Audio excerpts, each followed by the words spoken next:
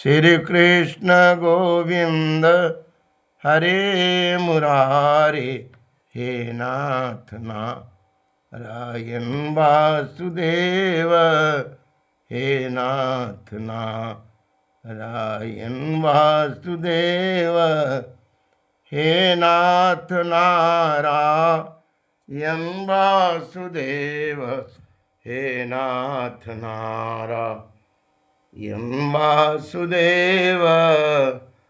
श्री कृष्ण गोविंद हरे मुरारे, हे नाथ नारायण वासुदेव, हे नाथ नारायण वासुदेव, हे नाथ नारायण वासुदेव, हे नाथ नारायण। श्री भगवान की कृपा से, क्योंकि बिना ईश्वर की कृपा से तो कोई काम होता नहीं,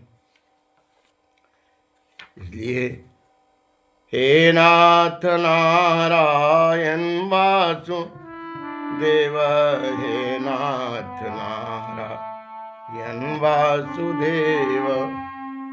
सच्चिदानंद रूपाय विश्व उत्पत्ति आदि हेतवे,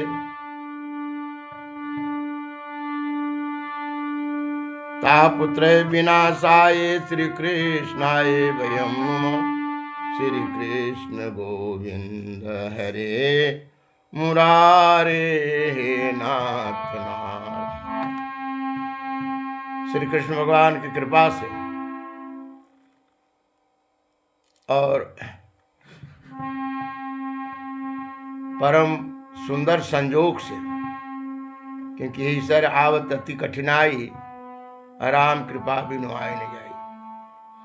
संसार के संसारिक बात को सोचने का और संसार के प्रपंच को धारण करने का चारों तरफ से ये प्रकृति घेरी है, और इसमें हम फंस जाते हैं। लेकिन ईश्वर जब कृपा हो जाए तब इस वाणी से भगवत चर्चा सुनने को, श्रवण करने को, कहने को समय मिलता है। सब संयोग, सब ग्रह संत हो जाए, युग के जितने भी ग्रह हैं, जब तक सारे ग्रह अनुकूल न हो जाए तब तक हम भगवत कथा की ओर संयोग नहीं जोड़ते। अब चलिए श्रीमद् भागवतम के महात्म में तीसरा अध्याय, भक्ति के कष्ट निवारण की निवृत्ति के लिए नारद जी महाराज लगे। ज्ञान यज्ञ करिष्यामि सुख शास्त्र कथो उज्ज्वलम, भक्ति ज्ञान विरागानां स्थापनार्थं प्रयत्नतः। भक्ति ज्ञान वैराग स्थापित करूं सुकथा से मैं, कितने दिनों में कथा करने का विधि क्या है। सनकादि कहे नारद, तट हरिद्वार जहाँ ऋषि रहते हैं, लता पताय और वृक्ष सघन कोमल बालू बिछी हुई, एकांत देश कमल सुगंध वैर छोड़ जीव रहते हैं। बिना जतन ज्ञान यज्ञ आरंभ करे, भक्ति भी आ जाएगी। नारद जी के साथ सनकादि जी गंगा तट आए। कहते हैं कि भक्ति और ज्ञान की स्थापना करने के लिए, जगाने के लिए विचार कर रहे थे, और उसी में जब सनक सनंदन चारों भाई इन्हें कहा उस आकाशवाणी की बात की शुभ कर्म करो, तो सत्कर्म क्या था? श्रीमद् भागवत महापुराण की कथा सप्ताह के रूप में कहा कितने दिन में कथा होगी, क्या विधि है? सनकादि जी ने कहा आनंद वन में जो हरिद्वार में है वहीं ऋषि लोग रहते, महात्मा संत सिद्ध पुरुष, अलता पता से वृक्ष घिरे हैं, बड़े कोमल बालू है, एकांत देश है। यानी वहां एकांत देश का मतलब कि जहां किसी प्रकार का प्रपंच का बखेड़ा न हो, जीव चराचर सब अपने बैर छोड़ करके आपस में रहते हैं। आप बिना जतन किए हुए एकांत देश में जहां किसी प्रकार का कोई भी प्रपंच का बाधा न हो, ऐसी जगह पर साधना सफल होता ही है। कहा बिना जतन के आरंभ करो, भक्ति आ जाएगी। नारद जी के साथ सनक आदि देवता भी साथ चले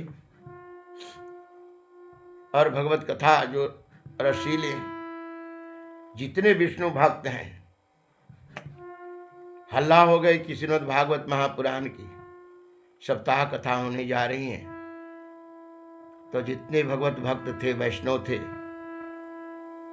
भृगु जी, वशिष्ठ जी, चमन जी, गौतम जी, मेधातिथि, देवल आए, देवता, देवरात, परशुराम जी, विश्वामित्र जी, शाकल, मार्कंडे जी आए, दत्तात्रेय जी आए, पिपलाद जी आए, योगेश्वर, व्यास, पराशर जी आए, छाया सुख, जाजलिक, जुहू आदि प्रधान मुनि जितने देवता थे, पुत्र पत्नी शिष्यों के साथ बैठे आसन लेकर। वेद पुराण उपनिषद 17 पुराण दोनों, 6 शास्त्र आए, मूर्तिमान तन धारित तीर्थ नदियां सभी आए। भागवत कथा रसिक विष्णु भक्त दौड़ दौड़ आए हैं, भृगु वशिष्ठ चमन गौतम मेधातिथि देवल आए, देवरात परशुराम विश्वामित्र शाकल मार्कंडे आए, दत्तात्रेय पिपलाद योगेश्वर व्यास पराशर आए, छाया शोक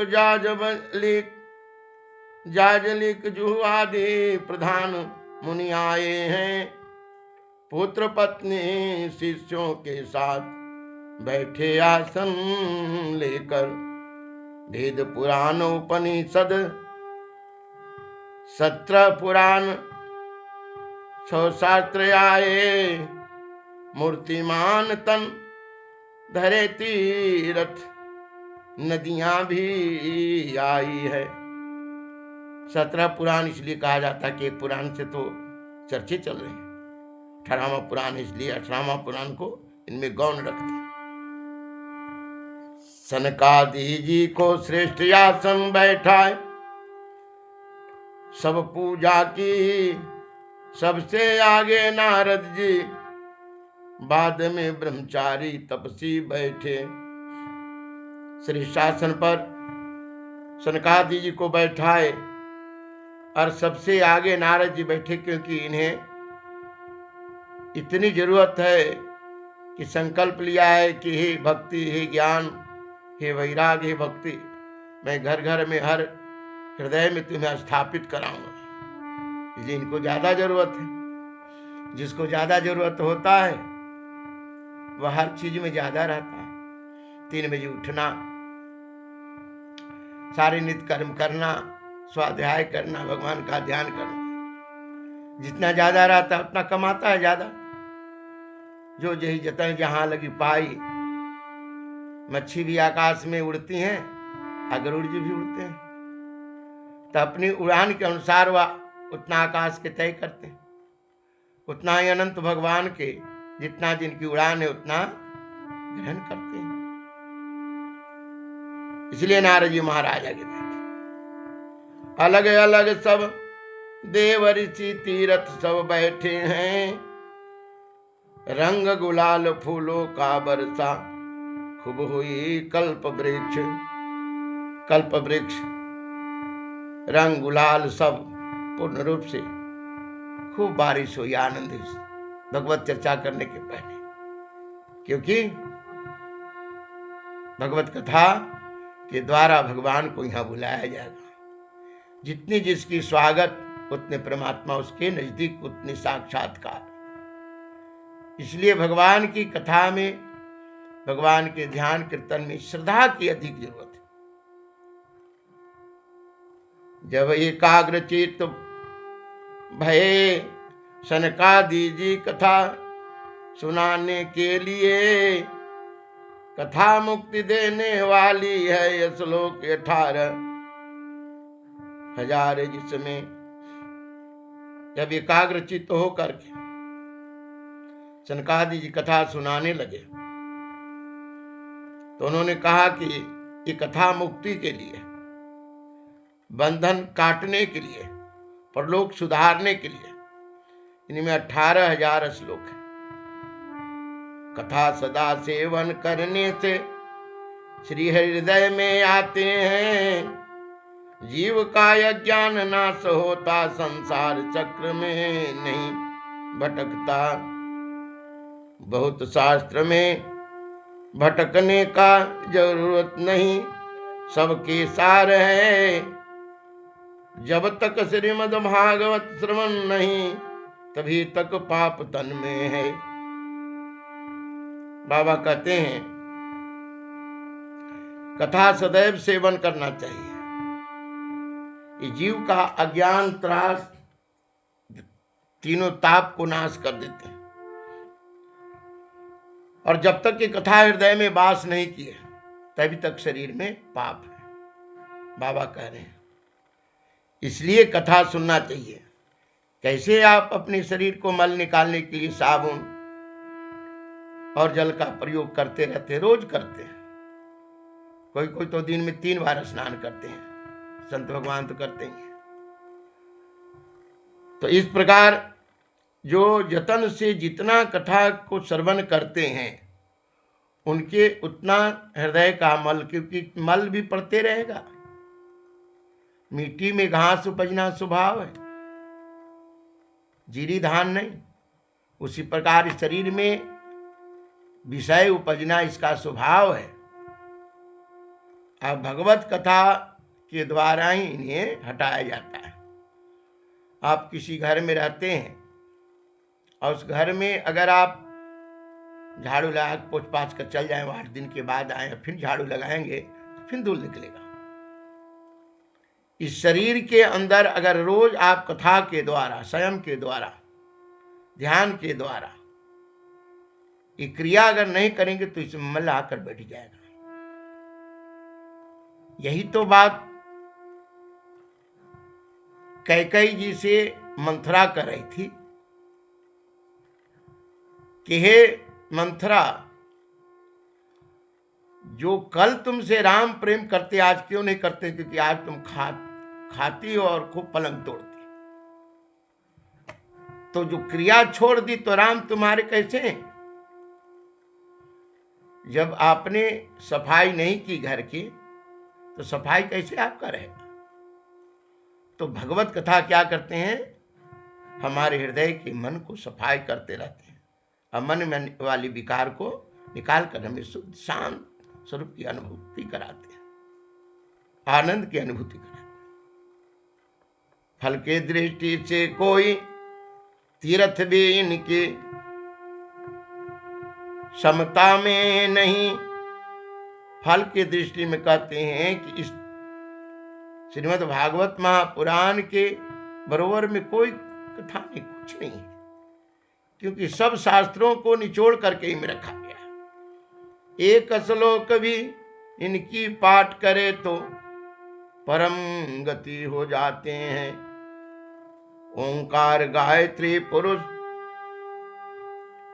सुत तीनों वेद श्रीमद् भागवत हैं। ओं नमो भगवते वासुदेवाय मंत्र प्रभाव सूर्य भगवान है। तुलसी गौ बसंत ऋतु पुरुषोत्तम ये सब एक ही है। जो अर्थ सहित भागवत पाठ करे वो वैकुंठ को पाता है। बाबा ने कहा ओम गायत्री जी, गंगा जी, श्री सुख जी, वेद श्रीमद् भागवत महापुराण, ओम नमो भगवते वासुदेवाय महामंत्र, ये सब के सब सूर्य की भगवान के ही स्वरूप हैं। सूर्य भगवान भी, बसंत ऋतु, पुरुषोत्तम मास, ये सब एक है। तुलसी जी, गौ की सेवा, और जो अर्थ के साथ रोज कथा कहते हैं, एक ही चैप्टर हो, एक ही श्लोक कहते हैं, जो ऐसे करते हो वैकुंठ के वासी होते हैं। अब वैकुंठ का एक अर्थ तो है कि कहते हैं कि भगवान क्षीर सागर जहां रहते हैं, लेकिन अब जब साधना करते हैं तो हृदय में तो ही भगवान आपके बसते हैं, तो आपके हृदय में वैकुंठ हो गया। तो आपके जो कुंठित मन है, जिसके कारण हर समय जलते रहते हैं, जिसके कारण हर समय छल प्रपंच अनेक प्रकार के विकार से डरते रहते हैं, ये सब से आप मुक्त हो जाते हैं। इस श्रीमद् भागवत महापुराण कथा के ये प्रभाव है। जैसे दीपक अंधेरा को नाश कर देता है, सूर्य रात्रि को, उसी प्रकार भगवान का संपूर्ण ये जो भगवत कथा शब्द है, ये शब्द ब्रह्म के रूप में भगवान इसमें प्रवेश कर गए हैं।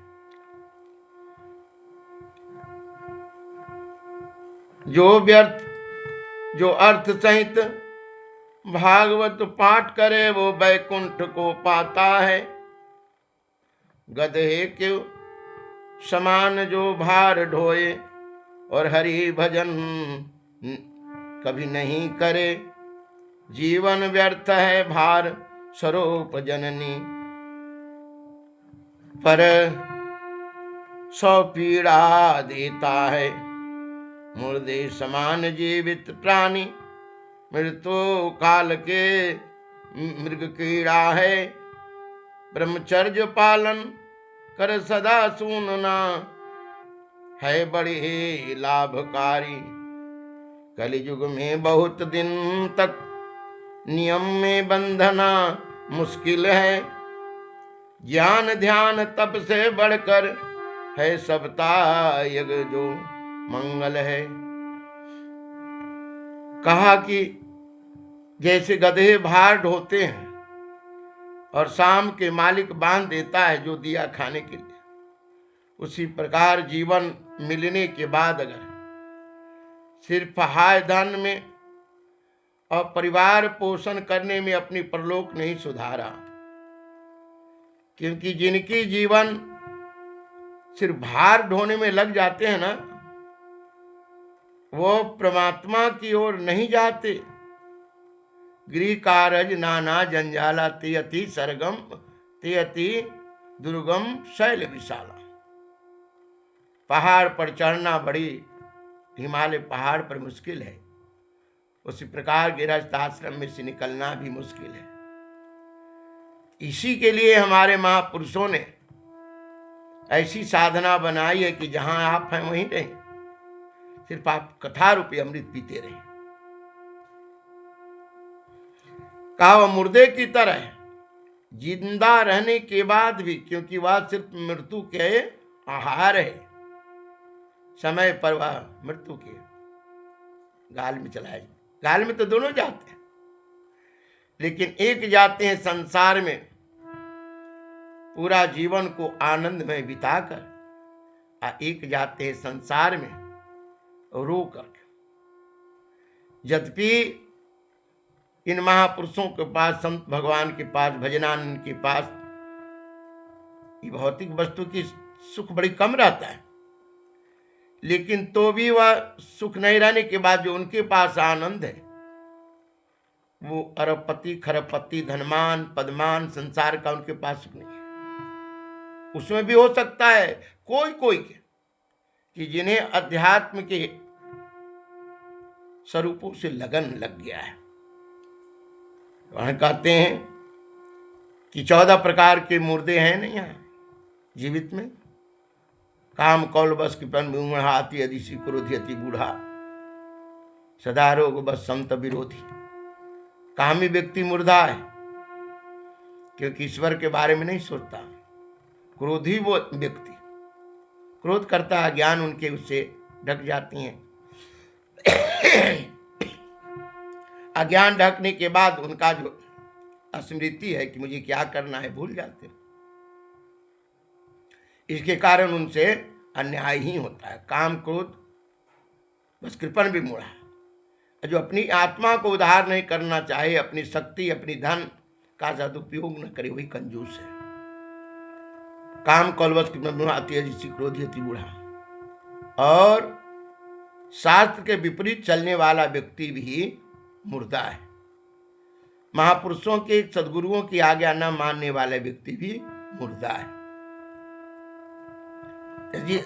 अति मूढ़ा, शास्त्र सुनने के बाद भी इनको न धारण करे, उसे मूढ़ कहते हैं। और कहते सदा रोग, मानसिक रोग। शारीरिक रोग तो कलयुग में रहता ही है प्राणी में, मानसिक रोग तो सदैव उनको पकड़े रहता। एक क्षण भी शांत नहीं रहते। परिवार से, घर से, सबसे जब भी कोई बात होगा ना तो ऐसा लगता है कि वो धनुष बाण लेकर खड़े हैं। ऐसा लगता है उनका शरीर ज्वाला रूपी अग्नि है। अपनी वाणी के द्वारा भेदन करते रहते हैं, दूसरे को अपमान करते रहते हैं। इस प्रकार का। और जो जिनकी आयु समाप्त हो गई वो भी मुर्दे हैं। और संत से विरोध करने वाले तो पूर्ण मुर्दे हैं। ये सब वो भी मुर्दे हैं, इसलिए यानी इनको जगा सकता। लेकिन संत, अरे भाई, जो हमें संसार में जगाने वाला है उसी को हमने त्याग दिया तो कौन जगाएगा। संत न होते दुनिया में तो जल मरता संसार। ये संत भगवान जो अपने कथा रूपी जल की, अमृत की बारिश करते रहते, इसी के कारण हम बचते रहते। नहीं तो बचाने वाला अब कोई नहीं है। हम संसार में जितने हैं वो आपके पॉकेट देखते हैं, कितना पैसा है देखते हैं। कथा अनुष्ठान उन व्यापारियों के द्वारा जब किया जाता है तो आपको क्या दिखता है? पॉकेट।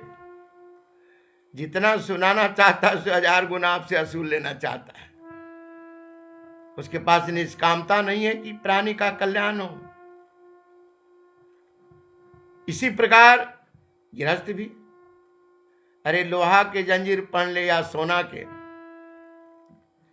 दोनों हथकड़ी तो एक हथकड़ी है ना, जेल मिल जाएगा ना। अगर धर्म के नाम पर भी हम माया आडंबर को अपने इंद्रिय सुख के लिए अगर इकट्ठा करना शुरू करें तो सोना का हथकड़ी तो है, लेकिन जेल के लिए ही, बंधन के लिए। गृहस्थ गिरा को अष्ट कर दे, वह घर में रहकर भी कर सकता है, और वन में रहने के बाद गृहस्थ करने वाली क्रिया करने जा रहा है, वह वहां भी रहकर बंधन में पड़ सकता है। बाबा ने कहा ब्रह्मचर्य पालन कर सदा, सुनना है बड़ी लाभकारी। कल युग में बहुत दिन तक नियम में बंधना मुश्किल है। ज्ञान ध्यान तप से बढ़कर है, सप्ताह यज्ञ जो मंगल है। सौनक आदि जी ने पूछा जी, आश्चर्य है भारी भागवत पुराण।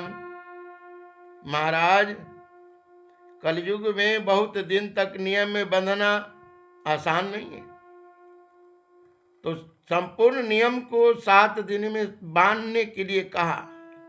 झूठ न बोलना, गरिष्ठ वस्तु न खाना, किसी दुष्ट व्यक्ति के साथ न रहना, जमीन पर सोना, एक समय भोजन करना और भगवत कीर्तन में समय बिताना। तो मुझे पूछा, महाराज ये आचट की भांति श्रीमद् भागवत महापुराण इतने भारी क्यों? उन्होंने कहा कि उस समय जब देवता अमृत लेकर आए, अब ब्रह्मा जी सुना कि देवताओं को सुखदेव जी ने कथा रूपी अमृत नहीं दी, इन अमृत के बदले, तो उन्होंने तराजू पर रख कर तौला। तो भागवत जी सबसे भारी क्यों हुए? क्योंकि श्रीमद् भागवत में सृष्टि का जितनी भी तत्व हैं, कथा सब सुनने के बाद समझ में अपने आना शुरू हो जाएगा कि सृष्टि कैसे होती है, नाश कैसे होता है, प्राणी कैसे होते हैं, ब्रह्म का क्या स्वरूप है, ब्रह्म मिलेंगे कैसे, और सृष्टि का ये जल अग्नि वायु आकाश कैसे प्रकट हुए। ये सारी भेद इनमें, यानी पूरी जितनी शास्त्र हैं, इन श्रीमद् भागवतम महापुराण सुनने के बाद किसी शास्त्र के सुनने की आवश्यकता नहीं, अगर पूरा सुन लिया जाए तो। बाबा ने कहा ब्रह्मा जी के आदि श्री नारायण का निरूपण करता है। किनका निरूपण करता है? आदि पुरुष नारायण की, जिनकी न आदि है न मध्य है न अंत है, जिनसे ब्रह्मा विष्णु शिव की उत्पत्ति है, सृष्टि सारी चलती है। ज्ञान का तिरस्कार कर कैसे मोक्ष साधन में भारी है, धराधाम छोड़ जब श्री कृष्ण जाने लगे, एकादश स्कंध आए। जिस समय धराधाम छोड़कर भगवान जाना चाहे, और भक्तों ने पूछा महाराज जब आप चले जाएंगे यहाँ से तो यहाँ क्या होगा?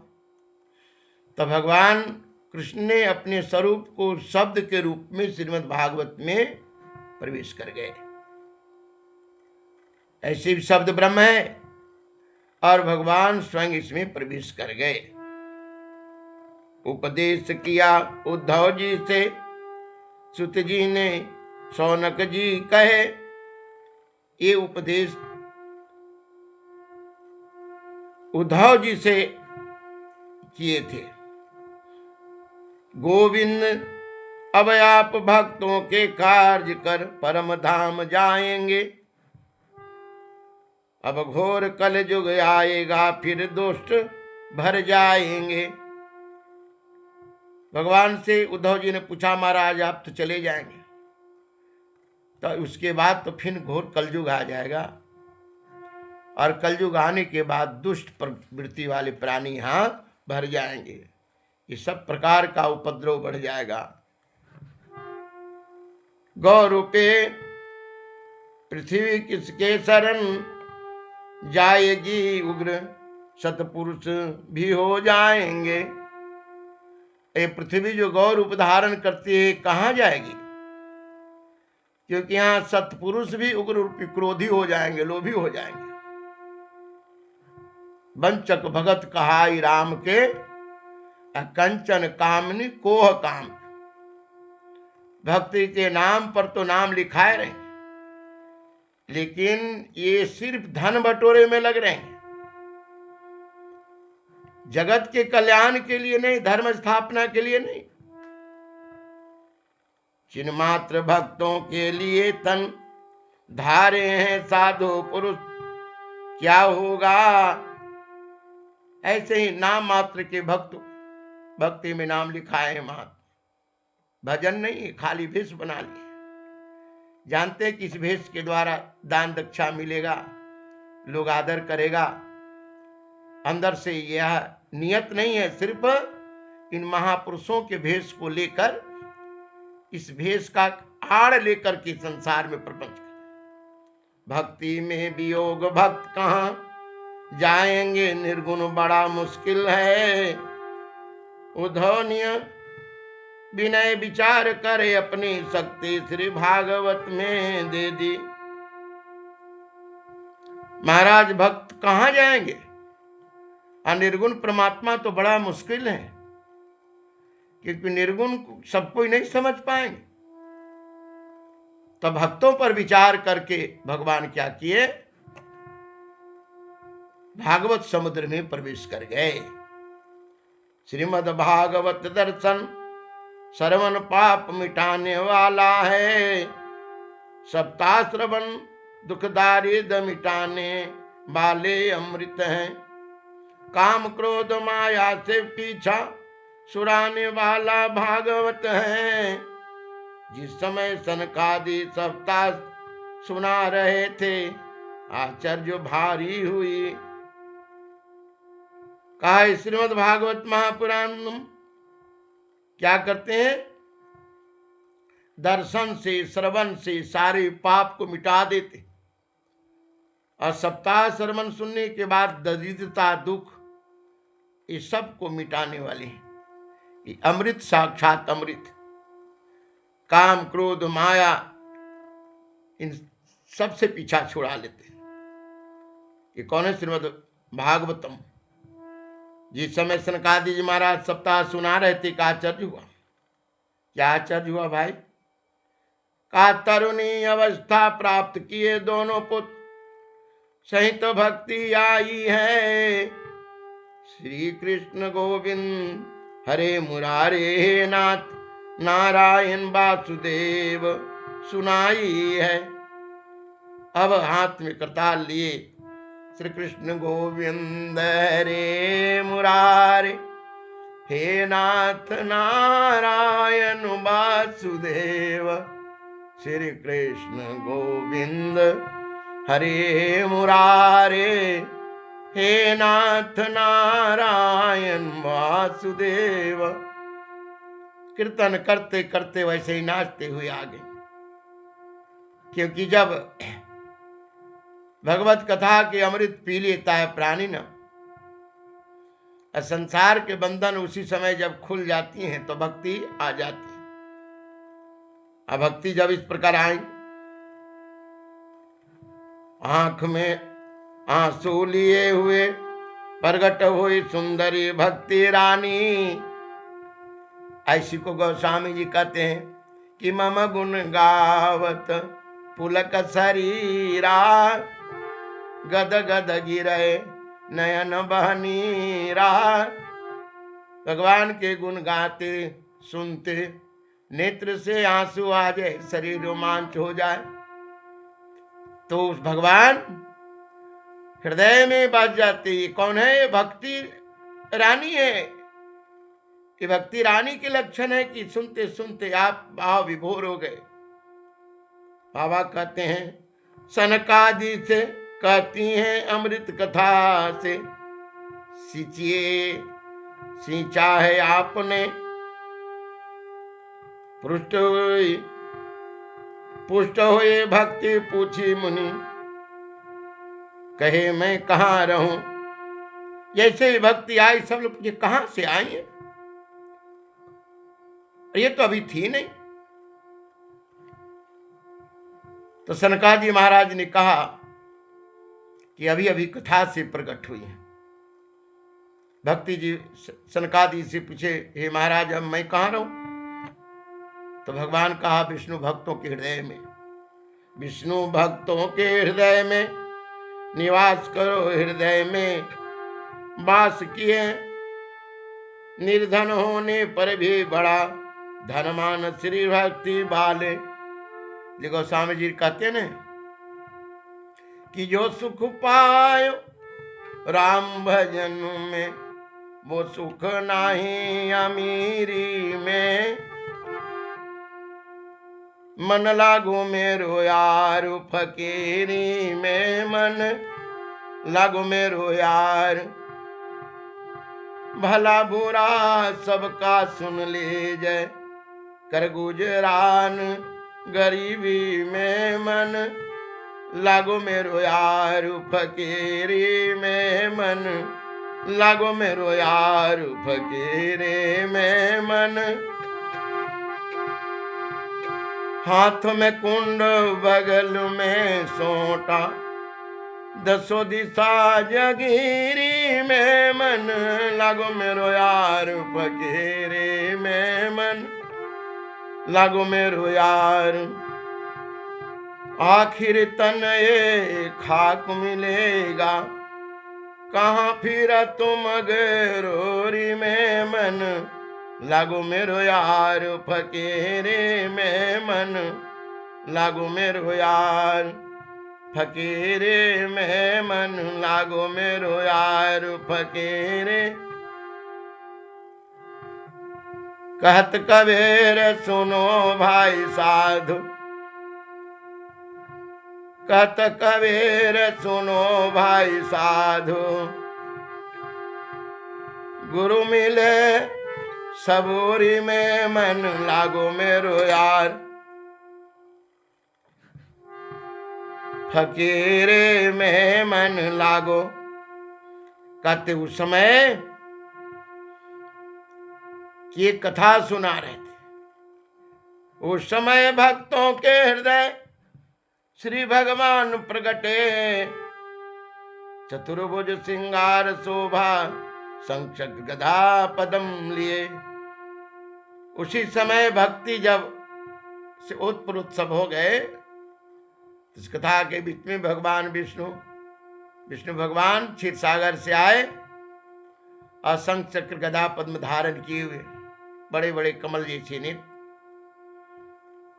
और मोर मुकुट धारण किए, पीताम्बर धारण किए, मोनि मधुरम मधुरम मधुरा निधि के हर अंग मधुरम। और इस प्रकार जब प्रकट हुए, श्रृंगार किए हुए, कौस्तुभमणि धारण किए हैं, तब परम आनंद माधुर्य मूर्ति चारों ओर जय जयकार हुए। शंख ध्वनि सभी देह गे सुधि भूल गए।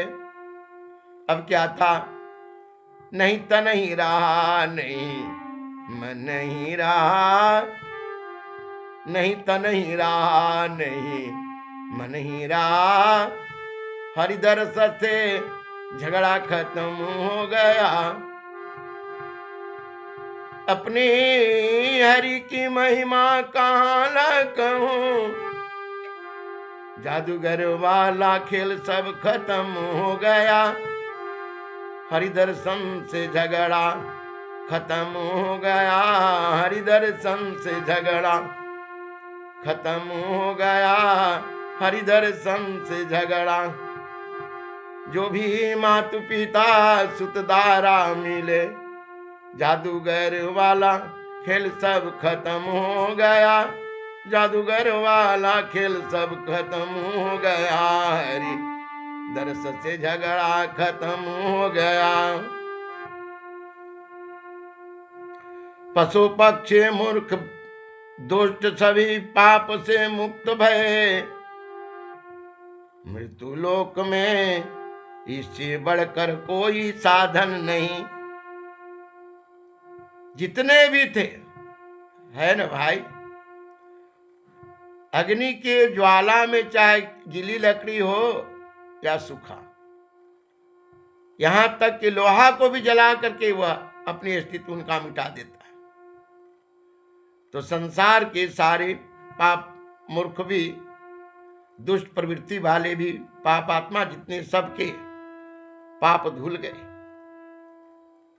मृत्युलोक में इससे बढ़कर कोई साधना नहीं। का तरह तरह के पाप करे, क्रोध अग्नि में जलता हो। बड़े से बड़े पापी सप्ताह श्रवण से शुद्ध हो जाते हैं, बड़े से बड़े पापी भी शुद्ध हो जाते हैं। इसी के बारे में कहा कि देखो एक कथा मैं सुनाता हूं कि तुंगभद्रा नदी तट अनुपम नगर बसा हुआ है। सही वर्ण के लोग रहते सब सत्याचरण निपुण है। इन कथा के प्रभाव कैसे पड़ा उसी के बारे में सुनाना चाहते हैं। तुंगभद्रा नदी के किनारे एक सुंदर नगर है जहां पर सारे लोग बड़े आचार्यमान निपुण हैं। वहां एक आत्मदेव नाम का ब्राह्मण थे। आत्मदेव ब्राह्मण कर्मों में निपुण एक रहते थे। सूर्य समान तेज धनी भिक्षावृत्ति से जीविका करते थे। धुंधली सुंदरी प्यारी पत्नी बात बात में अड़ने वाली, लोगों से बात करने में लोगों से बात करने वाले क्रूर स्वभाव बकवादी थे।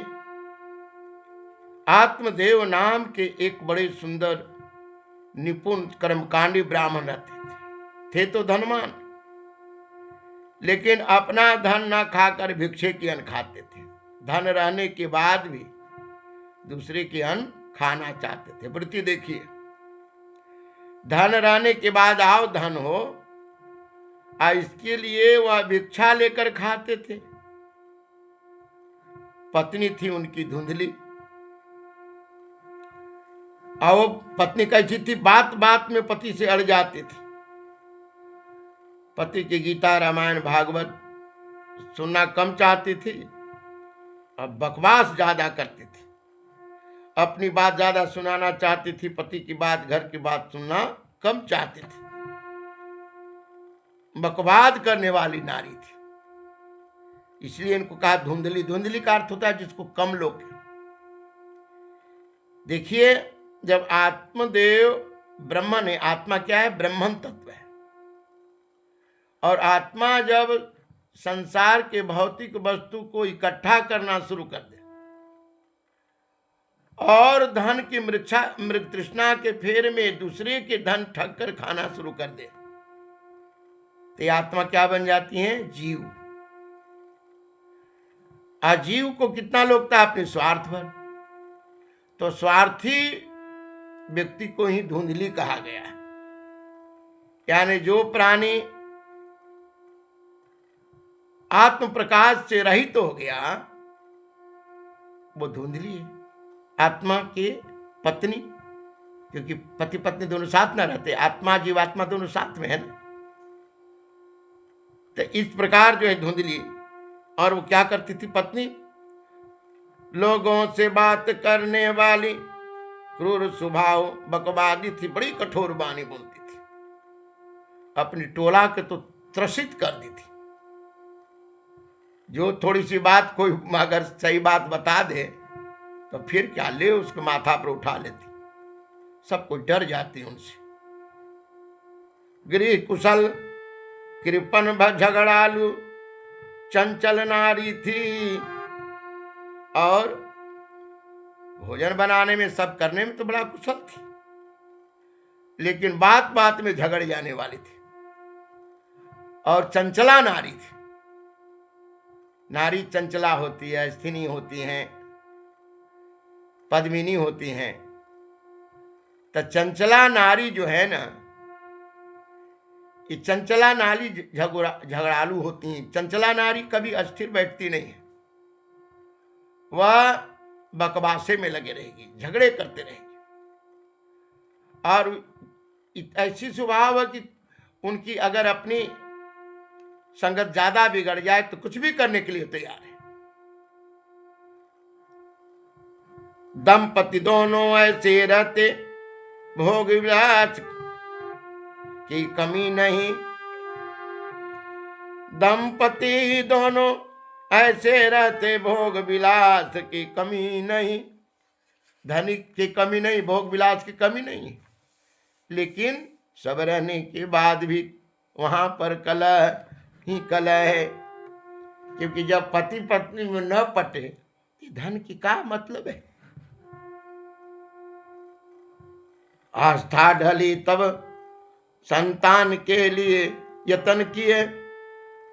समय जब कट गए और संतान नहीं था तब उन्हें चिंता भई कि अब पुत्र होना चाहिए।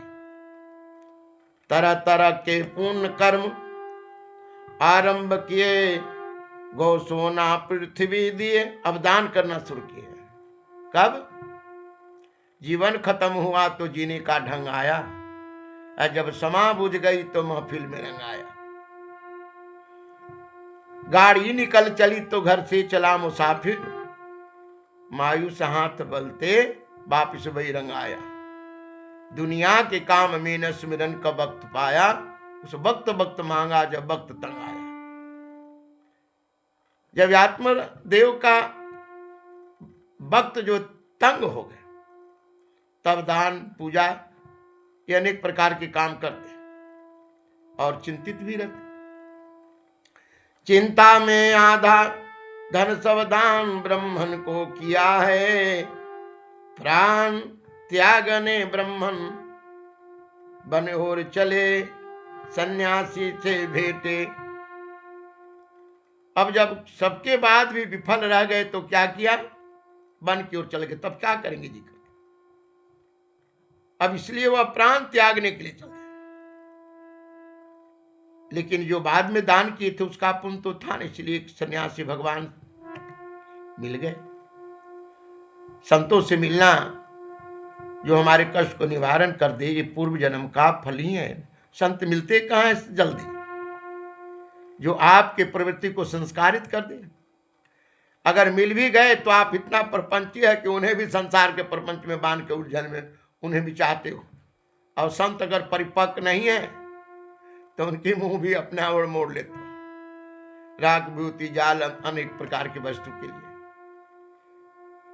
क्योंकि संत तो प्रलोक सुधारने के लिए मिलते हैं, लेकिन तुम लोग सुधारने के लिए उन्हें बात कर देते हो। अगर परिपक्व नहीं है तो आपकी धारा में बह गए। बाबा कहते हैं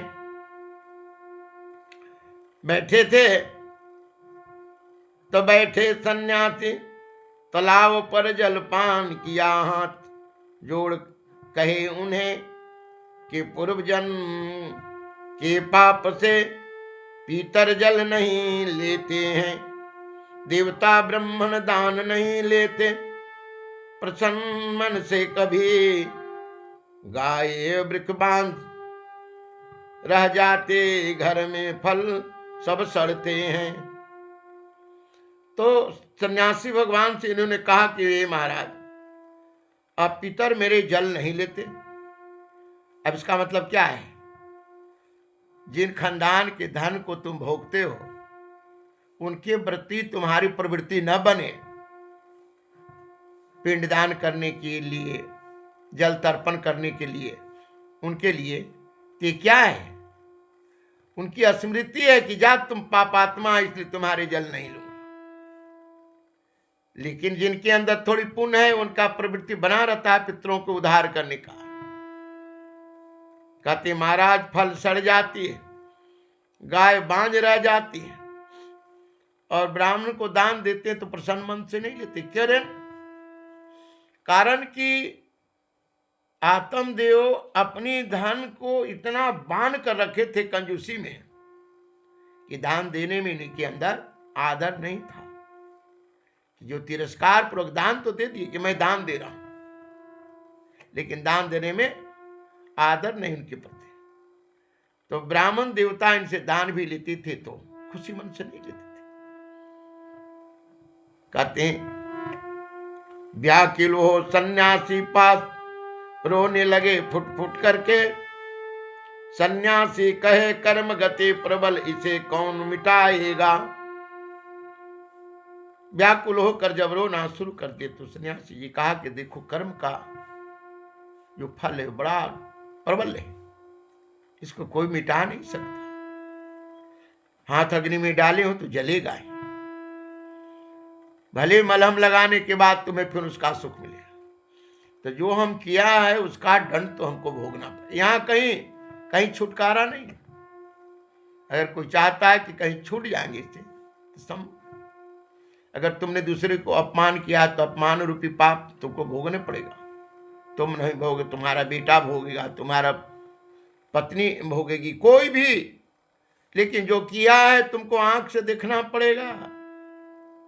जिस प्रकार के तुमने दूसरे को अगर इज्जत उतार दिया तो तुम्हारा भी इज्जत उतरेगा। किसी प्रकार का भी संसार में शरीर से किया उसको तुम्हें देखना पड़ेगा। सन्यासी कहे कर्म गति प्रबल से कौन मिटाएगा। 7 जन्म तक पुत्र नहीं कर्म विपाक में लेखा है। पुत्र से सुख नहीं होता सगर के हाल सुन तू जाना है। ब्रह्मन कहा ज्ञान नहीं चाहिए पुत्र हमें दीजिए स्वामी। सन्यासी कहे देव जिसका उद्योग कुचल देता है। से हाथ कुछ नहीं लगता हट को छोड़ दे ब्रह्मन। जब देखा महात्मा हट छोड़ेगा ही नहीं एक फल दिया। 7 शौच दया दान एक समय भोजन नियम दिए। योगी राज वहां से चले गए ब्राह्मण घर आए। सन्यासी भगवान कहा कि अगर पुत्र अच्छा नहीं है तो तुमको सुख थोड़े मिल जाएगा पुत्र होने के बाद। आज 7 जन्म तक तुम्हारे भाग में पुत्र नहीं। नालायक पुत्र आ गए तो जीना आराम कर देता है, खाना आराम कर देता है। आज जिससे उसके शरीर में बल आए उसी समय से तुम्हारा चाबी लेना, तुम्हारा तिजोरी लेना, तुम्हारा सुख लेना, तुम्हारी व्यवस्था को लेना, सब वो अपने हाथ में ले लेना चाहता है। तो ऐसा नालायक पुत्र न रहने से अच्छा न है ऐसा पुत्र रख करके जो हमारे शांति को छीन ले। बाबा ने कहा सब उपदेश दिए लेकिन इतना वो माया के जाल में फंस गए थे। महाराज आपके ज्ञान नहीं चाहिए मुझको तो पुत्र चाहिए। सन्यासी समझ के मानता नहीं है तो सन्यासी भगवान उन्हें फल दिया और नियम बताया। एक समय भोजन करने के लिए, शुद्ध भोजन करने के लिए समय समय पर दान नियम करना, कीर्तन करना और अंदर से पवित्र होना प्राणायाम के द्वारा, सत्य बोलना। इस समय इस प्रकार के सब नियम सुनाकर और सन्यासी भगवान क्या किए, वहां से अपनी आश्रम चले गए। और इधर कहते हैं कि आत्मदेव अपने घर आए। जब घर आए तो वो फल अपनी पत्नी को दिए कि ला इसको आप खा जाओ। लेकिन कुटिल स्वभाव वाली नारी इनकी थोड़े पति की बात मानने वाली थी। कुटिल स्वभाव वाले पत्नी पति की बात नहीं मानती। अपने से ज्यादा वो अपने पड़ोसी की बात मानती है। जो न जाने उसकी बात मानने के लिए तैयार है लेकिन अपने पति की बात मानने के लिए नहीं तैयार है। इस प्रकार जब नारी को देखकर वो कहीं चले गए तो नारी स्वभाव वह विचार करती है रो रो करके, खल खाई फल खाई नहीं। ये संकट अगर गर्भ में आ जाए बालक तो भोजन तो किया नहीं जाएगा, कमजोर हो जाऊंगी और फिर ननद आ करके सारे धन छीन लिया। चोर अगर आ गया तो मैं भागूंगी कैसे, कैसे बचूंगी। अगर गर्भ में ही परसों टेढ़ा हो गए तो क्या होगा, इसलिए बांझ रहना ही ठीक है। क्योंकि इस प्रकार का विचार किया। आप बांझ का जाने प्रसव के पीड़ा, बांझ क्या जाने कि प्रसव के पीड़ा दर्द क्या होता है पुत्र का।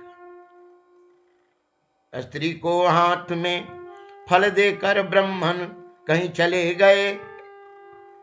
कुटिल स्वभाव नारी अपनी सखे से कुछ कहने लगे।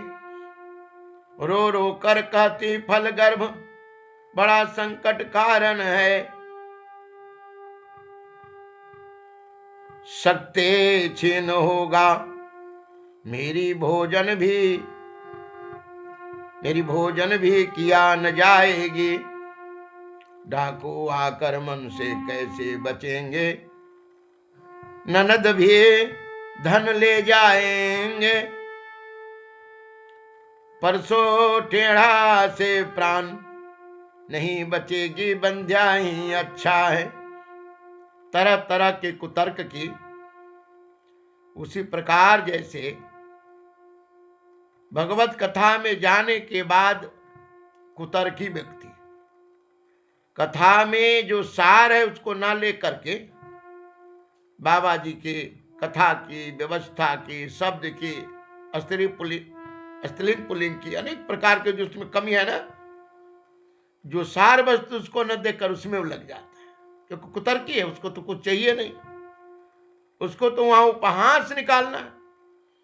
तो तरह तरह के कुतर्क की, और कुतर्क करने के बाद ऐसे ही हर समय कुतर्क करती, उसी समय उसकी बहन आ गई कलही। धुंधली क्या है? कम लुकना, स्वार्थी। और जो स्वार्थी है वो क्या करता है? कलह करता है, वो किसी दूसरे की परवाह नहीं करता है।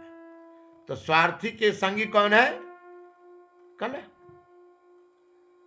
अब कलही की बात, सारी बात जब उन्होंने सुनाई तो कलही कहा कि हे बहन, और अब तुम चिंता न करो, मैं तुम्हें बताता हूं, हमें भी गर्व है उसी समय, हमारे पति को कुछ पैसा दे देना, अब पैसा देने के बाद पुत्र उनसे हम दिवा देंगे, और अगर पति कहेंगे तुम्हारे कि फल खा लिया, तो कहना हाँ खा लिया, इस फल को तुम गौ के दे दो,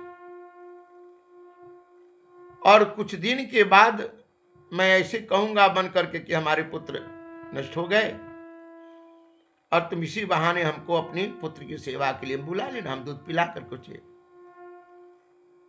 इस प्रकार के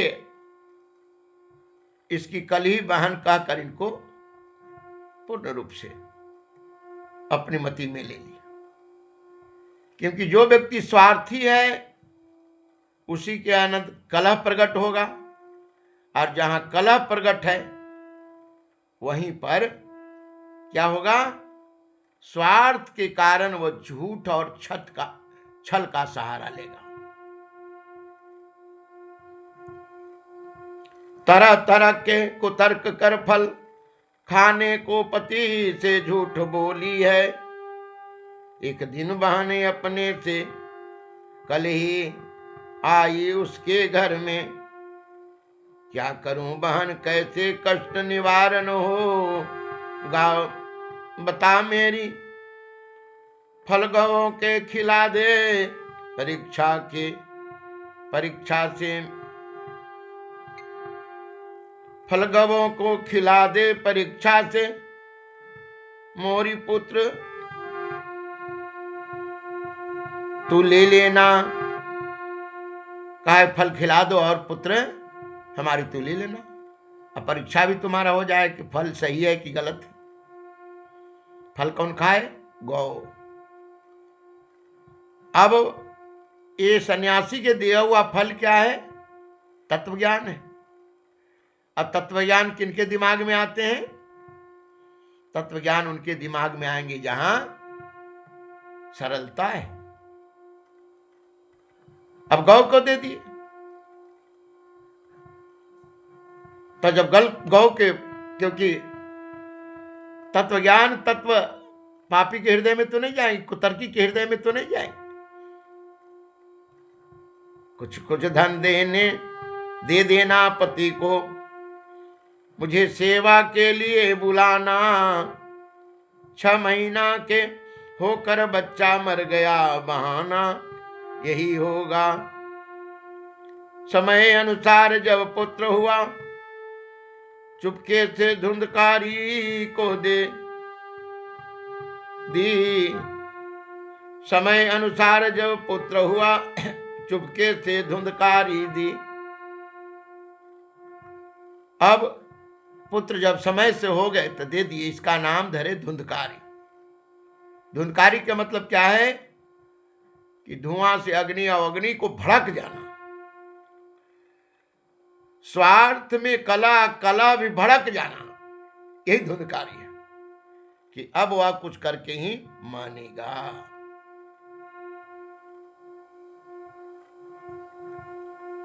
आत्मदेव को सूचना मिली आपके घर में पुत्र हुआ। जात कर्म कराया ब्राह्मण, विप्रों को खूब दक्षिणा दी है। मंगल गान बजान बाजे, नगर भोजन जेवनार हुआ। 3 महीने बाद गौ को भी संतान हुआ। गौ करण संस्कारी हुए, धुंधकारी बड़ा दुष्ट हुआ। लेकिन दोनों के अंतर हो गए। गौकरण तो संस्कारी हुए क्योंकि संत के फल खाकर हुए, और गौकरण बड़ा दुष्ट हुआ क्योंकि वह कलही के पुत्र को लिया है। ये समझें कि कलही रूपी फल खाई, क्योंकि जिस प्रकार का प्राणी का संगत स्वभाव और रहन सहन बन जाता है वही तो सामने देखने को मिलेगा। अब इसका पुत्र का फल देखिए क्या करता है। छिपे छुपे दुष्टों चोरों की तरह घर में घुस जाता, हर कुकर्म करने के लिए तैयार। बच्चों को कुएं में डाल देता, कुत्ते के झुंड लेकर दौड़ता। आज भी देखिएगा, बहुत धनवान है तो कुत्ता रखते हैं, तो सक पर सुताते हैं अपने साथ। ठीक है, कुत्ता रखिए घर के रक्षा के लिए, लेकिन ये जगह बना दीजिए। अब वही कुत्ता घर में फिर छोड़ दिया, बर्तन छू दे, आपके साथ छूते, तो जो वस्तु है उसका वही स्वभाव और संस्कार है। लेकिन अज्ञान के कारण उसको समझ रहे हैं कि मनुष्य है, तो मनुष्य वाले उसमें स्वभाव नहीं, न वो संस्कार है, कुत्ते वाला संस्कार है। कुत्ता जो पालने वाले को अगला शरीर कुत्ता के रखा हुआ है, ये कुत्ता से प्रेम न करिए, कुत्ता रखिए, आपकी बर्तन न छुए, आपकी आसन न छुए, आपकी कोई वस्तु न छुए। आप भी अगर उसे छूने जाते हैं तो कपड़ा को बदल लीजिए, उसी कपड़ा से भोजन करते हैं, उसी छुए हुए कपड़ा में, उसी शरीर में, उसी से आप हर सत्कर्म करने चले जाते हैं। तो ये ना किया करिए। भगवान कहते हैं चंडाल के साथ रहता था, फंदे बनाकर घुमा करता चारों तरफ, शराब मदिरा हिंसा करना, यही सब उसका, जुआ खेलना, यही सब उनके लक्षण थे। किसका? धुंधकारी का। माता के मार पीट करके धन छीन लेना। धुंधकारी जैसे पुत्र ही कुल के संपत्ति को नाश करता है, क्योंकि शराबी है, वो अहंकारी है, वो दुष्ट है। ऐसे पुत्र से तो निर्वंश रहना उत्तम है। लेकिन ऐसे पुत्र जो कुल के धन को नाश कर दे, ऐसे पुत्र जो घर में कलह मचाता रहे बात बात में, ऐसा पुत्र से क्या लाभ। बाबा ने कहा, एक दिन माता को मार पीट करके उसने क्या किया, बर्तन भाड़े सब बेच दिया, सारी संपत्ति बेचकर स्वाहा कर दिया। अब बेस्या घर रोज जाता था। अब कृपण पिता फुट फुट कर रोने लगे। धन तो बड़ा एक गो पैसा जोड़ करके जोड़े थे, ऐसा धन को क्या किया, बेस्या को देना शुरू कर दिया, शराब वाले, जुआ वाले को, चंडालों को देना शुरू कर दिया। अब जब देना शुरू कर दिया उसी समय, तो अब वहां गौकर्ण जी महाराज तो संस्कारी थे, बचपन से उनके पास आत्मज्ञान था ही, संस्कार, इन्हें भी खुशी मनाई। तब आत्मदेव आए कि बेटा अब मैं क्या करूं, बेटा नहीं है, ये तो काल है हमारा। जो बेटा बाप की खुशी छीन ले, वो बेटा क्या है, काल है। आज आप विचार करके देखें, वंश बढ़ेगा, वंश बढ़ेगा, क्या वंश बढ़ेगा? तुम्हारी सारी जिंदगी की सारी शांति छीन लिया, क्या वंश बढ़ेगा? जीवन भर तुमने कमा करके, मेहनत करके, अर्थ की परिवार को सुख देंगे, और परिवार तुम्हारे लिए काल बन के घर में खड़ा है। ऐसा पुत्र रहने से क्या फायदा? इस पुत्र से हमारे सुखे जो छीन ले, बाबा ने कहा किस प्रकार मैं कहां जाऊं, क्या करूं। ये संसार असार है गोकर्ण जी का। ये मोह में पुत्र और पत्नी डाल देती है, रात दिन जलता रहता है दीपक की तरह प्राणी मोह के कारण। ये बड़ा भारी रोग है बाबा, मोह नरक के ले जाता है। ये नश्वर शरीर से आप बना लीजिए। यहां न तो सुख चक्रवर्ती राजा को है, किसी का सुख नहीं। सुख तो एकांतवासी जो भगवत चिंतन करते उनको है। सने की फांस में अब तक बंधे थे, मूर्ख कुआं में गिरे हैं। इन्होंने कहा तो गोकर्ण ने कहा पिताजी, हड्डी मांस और खून का पिंड स्त्री पुत्र को अपना मानने वाला कभी संसार छंद भंगुर है, ऐसा सोचा है? कहा किसी से राग न करे, कोई वस्तु संसार में अस्थाई नहीं है, सब बना है से बिगड़ने वाला है। वैराग रस के रसिक भक्तजन जो एकांतवासी हैं, उन्हीं को लोक में भी सुख है और परलोक में भी। श्री कृष्ण गोविंद हरे मुरारे, हे नाथ नारायण वासुदेव। छिपे छुपे दूसरों के घर में चोरी करता कुकर्मी, बच्चे को कुआं में डाल देता, कुत्ते को झुंड ले घूमता था। चंडाल के संगत रहता था, फंदे लेकर घुमा करे। बुरी बुरी वस्तु संगत करता, व्यसन हिंसा का उसका। एक दिन माता को मार पीट कर बर्तन भाड़े बेच दिया, सारी संपत्ति स्वाहा कर दिया। बेस्या घर भी जाता था, कृपन पिता फूट फूट रोए। अपने पुत्र के कर्मों से पुत्र बड़ा दुखदाई है, इससे अच्छा पुत्र नहीं रहे। कहाँ रहूं और कहाँ जाऊं, गोकर्ण जी से कहने लगे।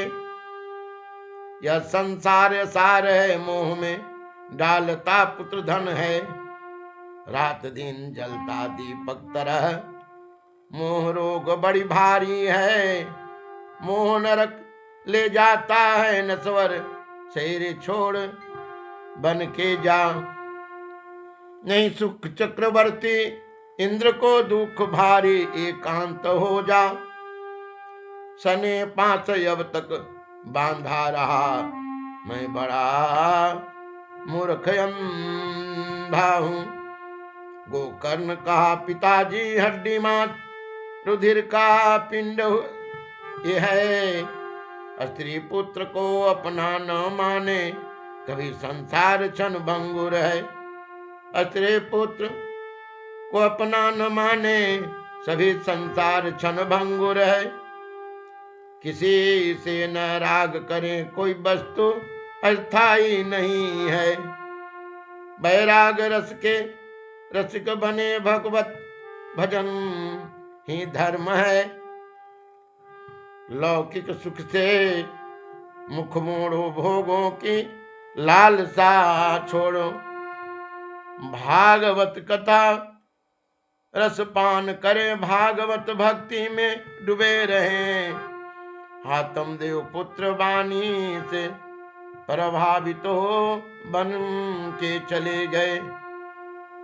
पुत्र जी की ब्रह्मवाणी सुन करके और आत्मदेव को हृदय में बैराग आ गया और वन में भजन करने के लिए चल दिए। अब जो है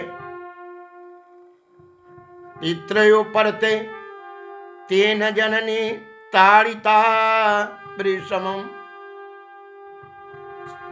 भीतम तिष्ठति यूही हनि से लत्यान चेतो।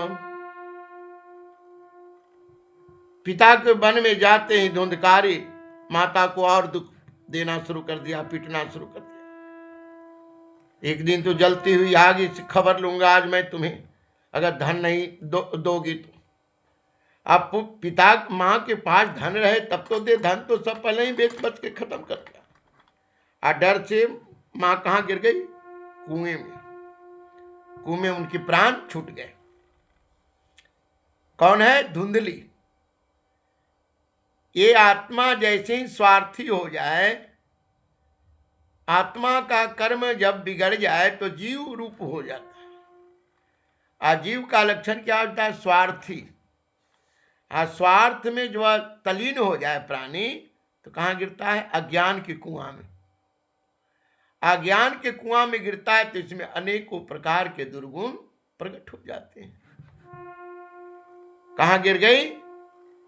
धुंधकारी के डर से कुएं में। और जब कुएं में गिर गई, गोकर्ण जी घटना जब सुने, तीर्थ गई थी सब जगह उद्धार के लिए, क्योंकि 5 वेश्या की भोग विलास करते थे। कुकर्म करने के कारण ये जो सदैव उस वेश्या को खुश करने के लिए धुंधकारी सदैव से धन जुटा करके लाता और उसको खुश करना चाहता था। अकामी मति अंधा इस प्रकार जो है जहां तहां से धन चुरा कर जब लाना शुरू कर दिया। चोरी के धन देख कर वो वेश्याओं ने सोचा कि एक दिन तो अगर इसकी भेद खुलेगा ही तो राजा हम लोग को भी इसके साथ दंड देगा, इसलिए इसको गुप्त रूप से मार डालो। अब एक इसका और अर्थ समझे। ये 5 इंद्रियां जो है तत्व जल अग्नि वायु आकाश, ये भोगी स्वभाव का है, वेश्या तत्व का है। जीव जब वेद शास्त्र पुराण नहीं मानना चाहता और इसी को तृप्त करने में, शरीर को तृप्त करने में तलीन हो जाता है, तब इसमें से क्या होते हैं? इसके स्वभाव बिगड़ जाते हैं। हर प्रकार के चोरी छल कपट सब करना शुरू कर देता है। और सब प्रकार का दुर्गुण जैसे ही भरा तो यही 4-5 हवा जल अग्नि जो है ये भोग के कारण इसको इसी में इसको मार देते हैं। ये मार देते हैं तब तो प्राणी इस पाप के कारण भौतिक दंड भी भोगता है। पुत्र भी इसके काल के रूप में हो जाते, पत्नी भी महाकाल, पति भी, संसार भी, सब के सब देखेंगे तो इस शरीर में ही दंड भी भोगना पड़ता है प्राणी। कब? जब जीव जीवत्व से भी मर जाए, जड़ अवस्था में चला है। पिता को बन जाने पर धुंधकारी माता को खूब पीटा, जलती लुआठी से तेरी खबर लूंगे, नहीं तो धन बता।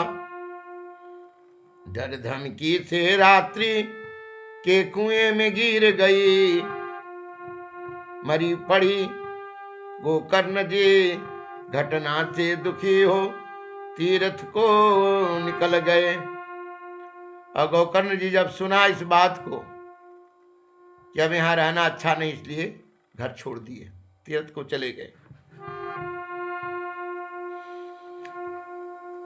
5 वेश्या के साथ घर में भोग विलास करने लगा, क्रूर कर्म कर भोग सामग्री जुटा ने पाप खूब करने लगा। एक दिन उल्टे ने गहने मांगी, हाव भाव खूब दिखाने लगे। काम से अंधा कामी को मौत की नहीं खबर नहीं, जहां तहां से धन चुरा कर भूषण ले घर लौटा है। चोरी का धन देख स्त्रियों में से मारने का विचार किया। एक दिन चोरी पकड़ा जाएगा, हम सब मारे जाएंगे। एक दिन मरना ही है तो गुप्त रूप हम मार डाले। यार एक दिन तो मरना ही है तो गुप्त रूप में हम ऐसे ही क्यों ना मार डाले। इसलिए मारने के विचार किया। इसे मार हम धन लेकर कहीं दूर चले जाएंगे। सोए समय में फांस लगाकर खाट में इसे बांधा है। यह विचार करके कि अब धन लेकर कहीं चले जाएंगे, यहां रहेंगे नहीं, ऐसा समझकर सुतने में उसे खटिया में बांध दिए। खटिया में क्या है? बंधन है। तो ये जो है मनुष्य ना, जैसे ही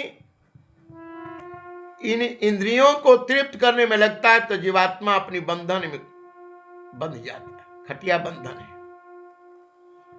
आज जब बन जाता तो इसके कर्म ही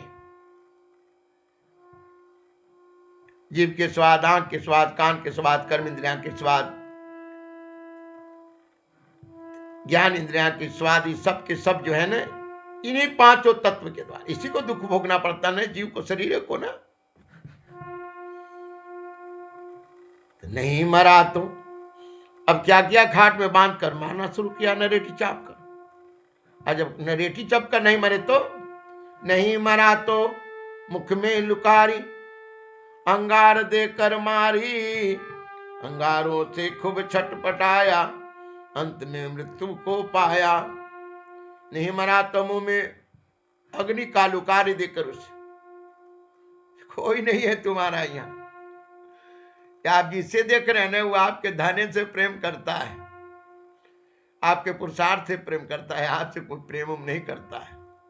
उसके स्वार्थ जैसे बंद हुआ, चाहे जैसे उसकी कलच में आप गए, चाहे बेटा हो, पत्नी हो, भाई हो, कोई हो, वो आपको मारने के लिए, आपके अस्तित्व खत्म करने के लिए ही तैयार है। स्त्रियां प्राय साहसी होती, इनके चरित्र नहीं पता लगती हैं। पूछने पर बताते दूर गए प्रीतम धन के फेरे में। कोई पूछ देता कि धुंधकारी नजर नहीं पड़ रहा, तो कहता आज लगता है कि दूर निकल गए धन के फेरे में।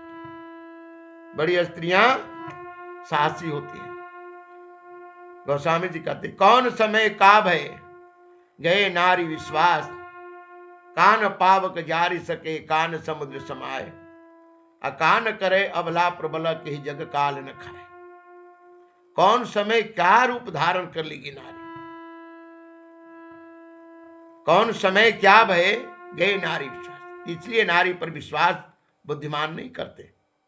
कौन समय का भय गए नारी विश्वास, कान पावक जार, अग्नि क्या नहीं जला देगा। कान पावक जार सके कान समुद्र, समुद्र में क्या नहीं समा जाए, कान समुद्र समाये। अकान करे अबला प्रबला, ये अबला प्रबल जो है झांसी के रानी बन करके अंग्रेज से लड़ती भी है। अबला प्रबल दशरथ जी की पत्नी बन के राम को वन भी भेज देती है। अबला प्रबल जो है ना, इसी कारण महाभारत, ये अबला प्रबल जो है, ये संसार में जब इनकी ज्यादा बढ़ावा होती है तो संसार में महाभारत की तैयारी होती है। क्योंकि जो है क्या है, पांचों प्रकृति का पूरा इनमें गुण है। पुरुष में से 8 गुण अधिक गुण में। अब वह 8 गुण क्या है? जड़ गुण है। ये चाहे जितना भी संसार के पंडित हो जाए, लेकिन इसके स्वार्थ के सामने आपको जो है झुकना ही पड़ेगा।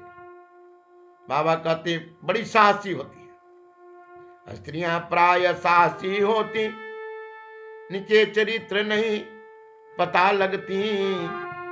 पूछने पर बताते दूर गए प्रीतम धन के फेरे में। बुद्धिमान पुरुष नहीं फंसते दुष्टा नारी के फेरा में। मीठी बानी हृदय छुरा है, इनका प्यारा कोई नहीं। उन जाति के हृदय में पुरुष नहीं हिल सकता। बानी तो बड़ी मीठी मीठी है, लेकिन हृदय छुरे की तरह। उल्टा नारी धन लेकर चपत हो गई वहां से, कुकर्मों के कारण धुंधकारी प्रेत बन उत्पात मचाने लगा। कहीं बमंडर दसों दिशा में भूखा प्यासा भटकने लगा। व्याकुल हो चिल्लाता, कहीं ठौर नहीं उसको मिलता। अनाथ समझ गया जिस श्राद्ध जहां तहां पिंड किए। इस प्रकार घूमते को कर्ण छिप कर रात घर में आए। स्त्री में रात्रि में सोए भाई, भीड़ भेड़ा हाथी भैंसा बन डराता था। कभी अग्नि बन जाता, अंत में मनुष्य बन आया। तू कौन है? गोकर्ण ने पूछा, मंत्र के जल डाल करके।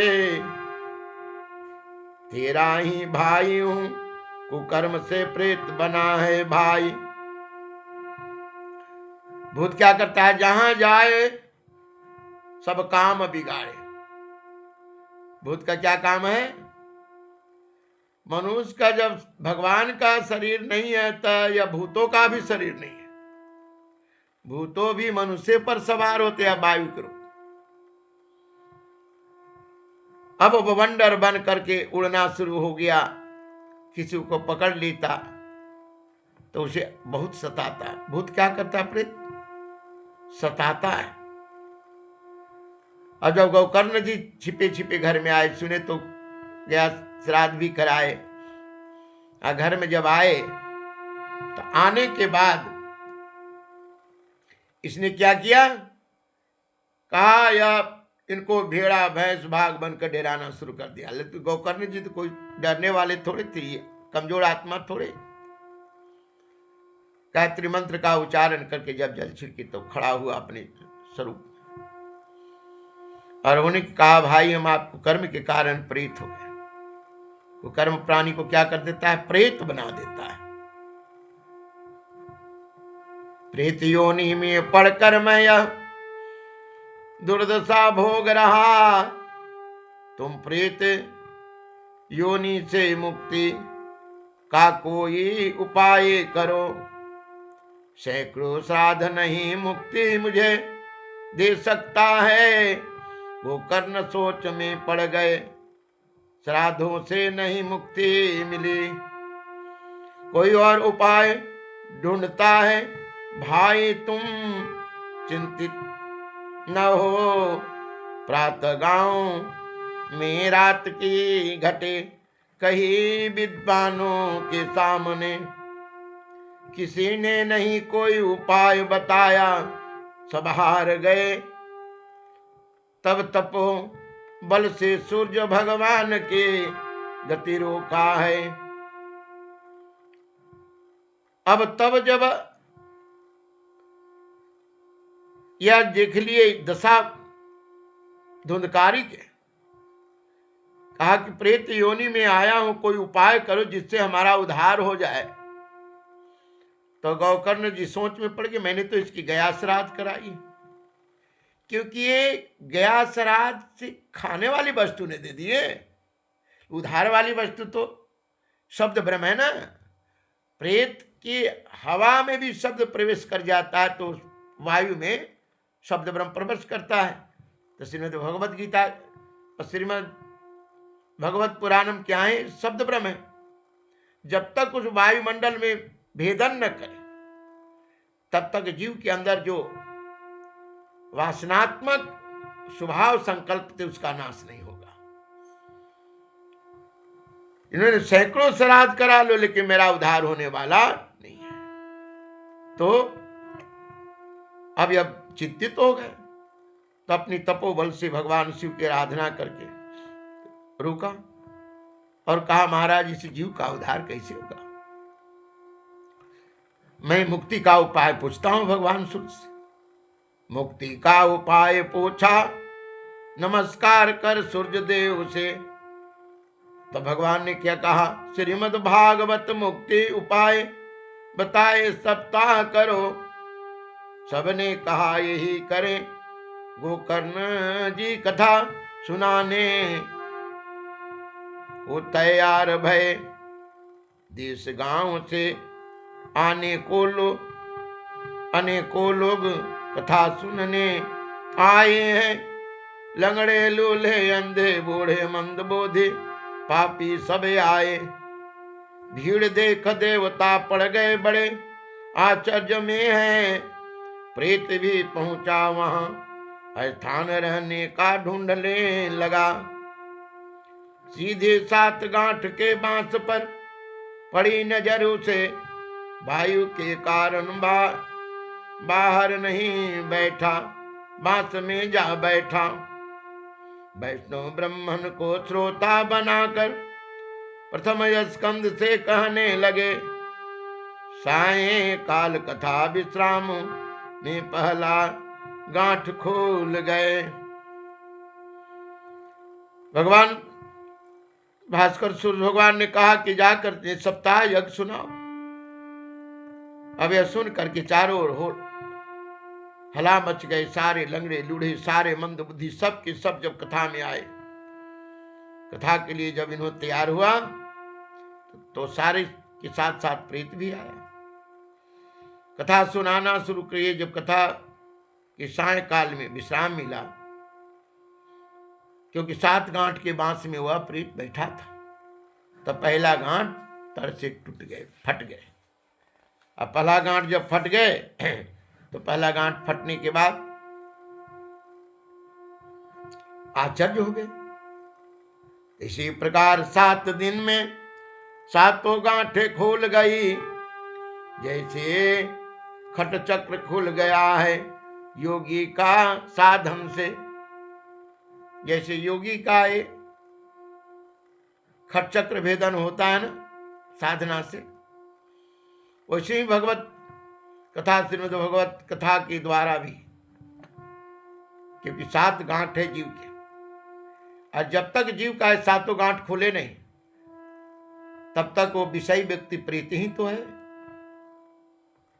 और ये तभी खुलेगा जब हमें पूर्ण रूप से शास्त्र रूपी अमृत पीने के लिए, श्रीमद् भागवत महापुराण रूपी अमृत पीने को मिले। और नहीं तो ये जीव अशांत है वायुमंडल में, शरीर रहने के बाद भी और शरीर नहीं रहने के बाद। प्रेत योनि से मुक्त हुआ, पीतांबर धार प्रगट भये। तुलसी माला कान में कुंडल, माथे मुकुट शोभ रहा। अब प्रेत योनि से मुक्त हो गया, पीतांबर धारण कर लिया। भगवान विष्णु तो अपने ही स्वरूप दे देते हैं, और भगवान के विष्णु के स्वरूप की तरह, भगवान के पार्षद की तरह गोकर्ण जी को प्रणाम किया जिसने कथा सुनाई है। श्री कृष्णचंद्र के लोक मिली, जय श्रीमद् भागवत महिमा है। श्री भगवान कृष्ण भगवान के लोक को प्राप्त किया, नारायण लोक। ये कथा श्रीमद् भागवत महापुराण सुनने से। सूखी लकड़ी गली लकड़ी जला डाली है, वैसे ही पाप जाते हैं। हड्डी मांस नाड़ी मांस के लोथरा से बधा हुआ। मल के भाड़े गड्ढा दुख शोक पीड़ा के कारण है। रोगों का तो ही घर ही चिंता भरा है। कुट कुट करके कहा, यहाँ हाड़ मांस के शरीर ये प्रज्वलित अग्नि में जैसे गीली और सूखी लकड़ी जल जाती, उसी प्रकार सारे पाप जल जाते। हाड़ मांस का शरीर बना हुआ है और इन नसों से बना हुआ, ये मल का भाड़े ही तो है इसमें। इसमें जितना है देखिए तो सब चीज सड़ जाए तो दुर्गंध आएगा। मरने के बाद या तो चिलकौआ खा जाए, आग में जला दिया, मट्टी में गाड़ दिया, या पशु खा जाए आग में जला कर राख हुआ। शाम में अन्न से पका भोजन सुबह बिगड़ जाते हैं, तन निर्माण भी यही अन्न से 2-4 दिन में नष्ट होते। का जिस अन्न को आप बनाते हैं सुबह से शाम को क्या हो जाता है, शाम तक नहीं खाए तो बिगड़ गए। उसी अन्न से इस शरीर की उत्पत्ति है। तो इस अन्न के है तो इसकी क्या गारंटी। हमें लगता है कि अन्न हम खाते हैं। अन्न क्या है, पृथ्वी के मन। अब पृथ्वी में 5 तत्व के जुटने के बाद में हमें लगता है कि हम अन्न खाते हैं।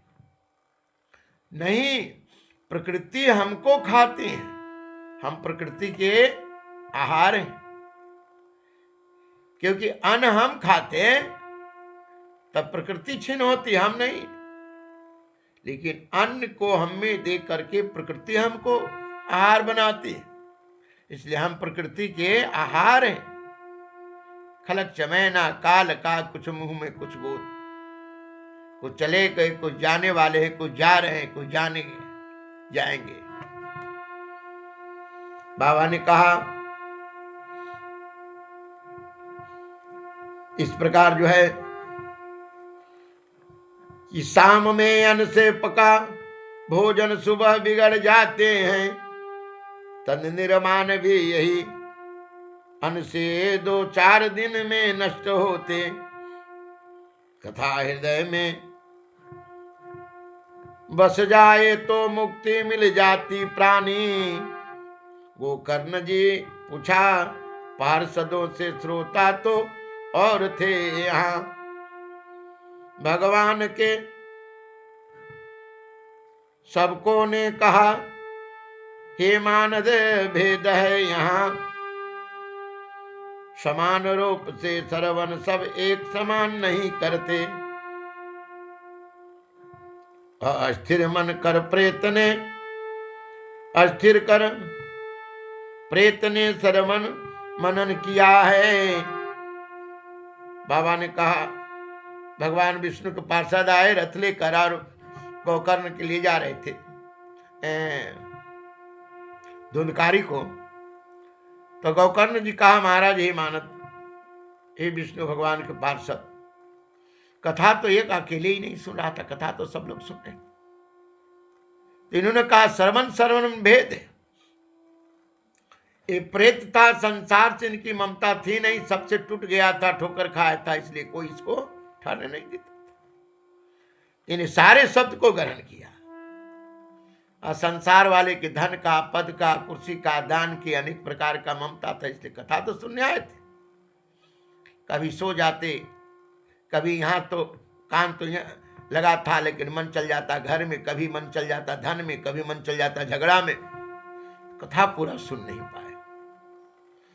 और अगर ये अबरी में मनन करे इसको और ये सब सावधान हो जाए कथा सुनने के लिए, तो इनका भी इसी प्रकार उद्धार हो जाएगा। ध्यान नहीं तो श्रवण नहीं, वैष्णव हीन देश अपात्र भोजन। जब ध्यान नहीं है तो श्रवण कैसे होगा। आप वैष्णवहीन देश, जहां जिसमें वैष्णवता नहीं है, और भोजन उसको कुकर्मी को कराए, सो आचरण ही दान गुरु के, वाणी विश्वास नहीं। और आचरण ही दुष्ट व्यक्ति को दान किया, सो गुरु के वाणी में विश्वास नहीं। फल कैसे अच्छा पाएगा भजन जिसने किया नहीं। अब भजन ही नहीं किया तो उसको फल कैसे मिलेगा। क्योंकि प्राणी भजन करता है माया की वस्तु के लिए, ब्रह्म के लिए नहीं। ब्रह्म के लिए जो करता है वो नारायण के भजन करता है। और देवता में जो फंसता है ना, वो धन के लिए फंसता है। तो धन तो माया के, तो तुमसे अन्याय कराएगा ही। नारायण की जो भजन करते हैं वो संसार का कोई भजन नहीं मांगते, कोई वस्तु नहीं मांगते, नारायण की शरणागति मांगते, तब मुक्ति उनकी मिलती है। या ज्ञान के कारण प्राणी अनंत देवताओं की पूजा करके अपने ऊपर और भी बंधन कस के रस्सी, मोटे रेशम की रस्सी से बंध जाता है। फल कैसे अच्छा पाएगा भजन जिसने किया नहीं, पार्षद बता गोकर्ण कथा से वैकुंठ धुंधकारी गए। श्रवण मास सावन मास में फिर से कथा आरंभ किया है, भक्तों के बीच में भगवान प्रकट भय, साथ ले वैकुंठ गए। जितने कथा सुनने आए गोकर्ण साथ में सभी गए। जैसे भगवान राम गए साकेत अयोध्या वासी के साथ, जिसने कथा श्रवण किया मां के गर्भ फिर आए नहीं। तो दोहरा की कथा का जो आरंभ किए, तब भगवान विष्णु प्रकट हुए और सब भक्तों को साथ अपना वैकुंठ ले गए। श्री कृष्ण गोविंद हरे मुरारे, हे नाथ नारायण वासुदेव। श्री कृष्ण गोविंद हरे मुरारे, हे नाथ नारायण वासुदेव। सनकादि जी कहते हैं, अततम संप्रवक्षयाम सप्ता सर्वने विधिम, सहाये वर्षुभिश्चैव प्रायः साधयो विधो अस्मिता। सनकादि जी बताते हैं अब कि सप्ताह कैसे करना चाहिए। सनकादि जी बताते हम अब सप्ताह विधि बताते हैं। ज्योतिष बुला शुभ समय निकाले, विवाह जैसे धन भी हो, धन इकट्ठा करें विवाह जैसे, आज ज्योतिष बुलाकर शुभ समय निकाले। भाद्रो महीना में, कार्तिक में, अगहन महीना, आषाढ़ में, सावन में, ये सब महीना में, भाद्र पद कार्तिक मार्ग शीर्ष आषाढ़ और श्रवण 6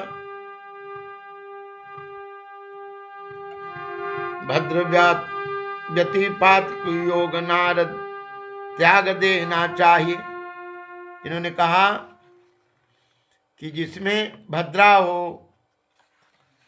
व्यतिपात हो समय, उसको त्यागना चाहिए, यानी राहु काल को, और तब उसे शुरू करना चाहिए। देश देशांतर के सारे लोग को बुलाए, उत्साह के सहित कथा कहना चाहिए। अस्त्री सूत्र जब कथा की विश्राम मिले तो भगवत कृपा करें। देश देशांतर परिवार बुलाए, संवाद भेज करके, जो उत्साही हो उसे भी साथ रखना चाहिए, और जिसका इसमें मन लगे उन्हें भी साथ में रखना चाहिए। अति शूद्र हरि कीर्तन से दूर हो गए, उन्हें भी लाने का प्रयास करें। विरक्त वैष्णव हरि कीर्तन प्रेमी, उनके पास निमंत्रण भेजें। वैष्णव भगवान के भक्त कीर्तन करने वाले सबको आमंत्रित करना चाहिए, बुलाना चाहिए। सतपुरुषों का अति दुर्लभ सत्संग कथा संगम होगा, और इन्हें ऐसे लिखे, ये महाराज सत्संग के अत्यंत दुर्गम संगम होगा, क्योंकि 2 प्रकार की संगम है। एक संगम जो है ये त्रिवेणी प्रयागराज जी में है, एक त्रिवेणी जी भगवत कथा है। तो भगवत कथा को ज्यादा कारगर मानते। विशेष अवकाश नहीं तो एक दिन जरूर आए, विशेष अगर समय न मिले तो एक दिन आए। तीर्थ बन कथाया घर में अच्छा लंबा चौड़ा स्थान रहे। कथा स्थान शोधन मार्जन लेपन चौके चारू हो। तीर्थ में बहुत सुंदर है, वन में हो कथा अगर या घर में भी कहना है तो जगह जिस घर में कहना है सब सामान हटाकर घर के मार्जन करे और मार्जन करके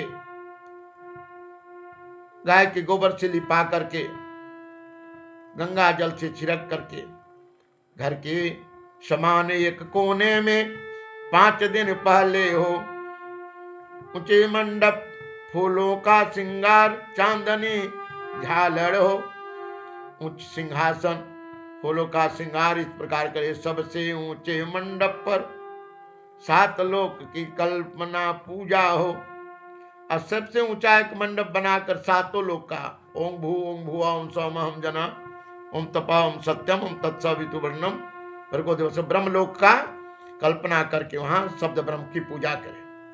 विरक्त पुरुष के आगे आसन यथा जोग रखिए और सबसे आगे विरक्त पुरुष का आसन रखना चाहिए।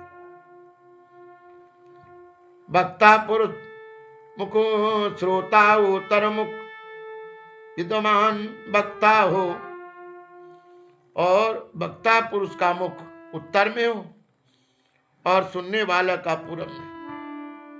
एक दिन पहले ही क्षौर कर्म करा ले, नियम व्रत करे, पितृगण का तर्पण कराए, सिद्धि कराए। एक दिन से पहले क्षौर कर्म कर नियम प्रेत में रहते हैं। एक दिन से पहले क्षौर कर्म कर नियम व्रत में रहते। पितृगण तर्पण पाप बुद्धि एक मंडप सिरे हरे स्थान हो। 16 मात्र से पूजा करे, प्रदक्षिणा नमस्कार स्तुति करे। फिर गणेश पूजन कराए, करुणा निधान। मैं संसार सागर में डूब रहा हूँ भगवान, मुझे उद्धार करें भगवान, मैं तेरी शरण में आया हूँ। अरे करुणा निधान, अब हमें उद्धार करे, संसार में मैं डूब रहा हूँ। श्रीमद् भागवत श्री कृष्ण भगवान शब्द ब्रह्म रूप है। आगे नारियल रखे पूजा नमस्कार केशव दास कहे कि महाराज सब चीज मैं रखा हूं, कलश स्थापना।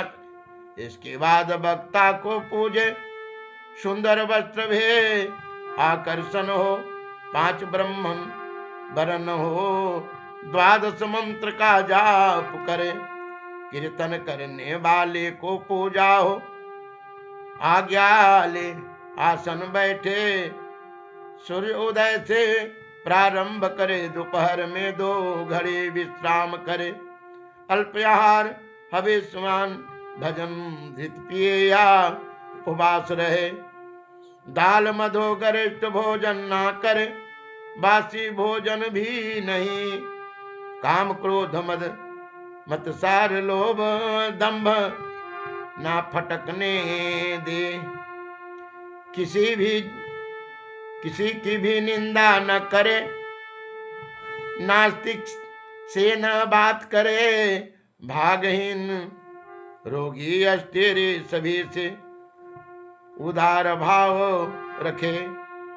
विधि पूर्वक व्रत पालन हो, फिर उदापन भी करे। जय जयकार शंख ध्वनि गीता पाठ शांति पाठ हो। दशमय स्कंद से हवन करे या गायत्री मंत्र से करना। ठीक है, निवारण विष्णु सहस्त्र पाठ करे। त्रुटि के निवारण विष्णु सहस्त्र पाठ करे। फिर 12 ब्राह्मण को भोजन दान नमस्कार करे। सोने सिंहासन पर श्री मद भागवत दान करे। शौनक जी कहे सुत जी से, नारद जी प्रवचन कह रहे। यूं योगेश्वर सुखदेव जी घूमते फिरते आ गए। इस प्रकार जो है भगवान कहते अल्पाहार करे, दाल और गरिष्ठ वस्तु न खाए जो न पचे, ग्राम क्रोध मत्सर से मद दम्भ से फटकने न दे, दुष्ट व्यक्ति के संगत न करे और रोगी या लाचार व्यक्ति को उन सबको ला करके बैठा कर कथा सुनाए और पूर्व पालन करे। स्थापना करने के बाद पूरी कथा के बाद फिर उन्हें उद्यापन करे, उन्हें पूर्णाहुति कराए। गायत्री मंत्र या दशम स्कंद से इनकी क्या करे, कहा कि इनकी हवन करे और सिंहासन पर, सोने के सिंहासन पर श्रीमद् भागवत महापुराण को अर्पण करे। श्री कृष्ण गोविंद हरे मुरारे, हे नाथ नारायण वासुदेव। 16 वर्ष का आयु व्यास नंदन नाथ, लाभ में थे चंद्रमा समान। रस बरसे श्रीमद् भागवत कथा पाठ करते। सुखदेव जी महाराज उस समय 16 वर्ष की आयु में श्रीमद् भागवत महापुराण की कथा कहते पाठ करते हुए चले आ रहे थे। सभी खड़ा भय परम तेजस्वी रूप देख कर देवर्षि ने उनका पूजन की, सुंदर आसन पर बैठाया है। सुखपूर्वक बैठे निर्मल वाणी कहा सुनो आप। और स्वयं, क्योंकि मूर्ख के समाज में ज्ञानी स्वयं दया बस जाते हैं, वो नहीं बुलाने के बाद उनके उद्धार के लिए। श्री सुखदेव जी कहे, कल्पवृक्ष वेद रूप का फल है, वेद ही अमृत रस से भरा, बिना छिलका का बिना गुठली का है। बाबा कहते हैं कि सुखदेव भगवान कहा कि देखो, ये कल्प वृक्ष है श्रीमद् भागवत महापुराण, न जिसमें बीज है और न जिसमें छिलका। सुदेहंता करण सतपुरुष जान ने योग है ये, ताप शांति देने वाला, ताप मिटाने वाला, शांति देने वाला। दूसरे शास्त्र की जरूरत नहीं, पुण्यात्म जब सुनना चाहे हृदय में प्रगटे भगवान। भगवतम पुराण तिलक वैष्णव का मूलधन है। ये भागवत पुराण वैष्णव का तो मूलधन ही है। ज्ञान भक्ति वैराग उपजे, इसीलिए बनाया है। श्रवण पाठ मनन में तत्पर को मुक्ति मिल जाती है।